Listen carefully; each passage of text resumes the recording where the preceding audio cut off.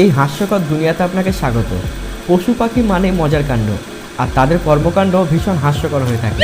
তাই আজ আপনি দেখবেন এনিম্যালস ফানি মোমেন্ট পার্ট 12। কোনো প্রাণীর পেছনে কাঠি করলে তার ফল কিন্তু ভীষণ মারাত্মক হতে পারে।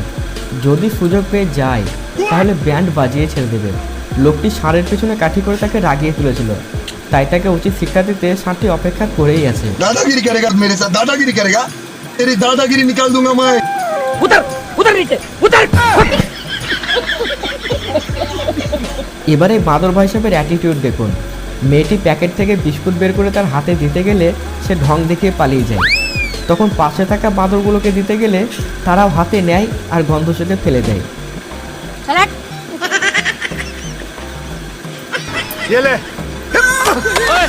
দেখলেন, একেই বলে অ্যাটিটিউড বস।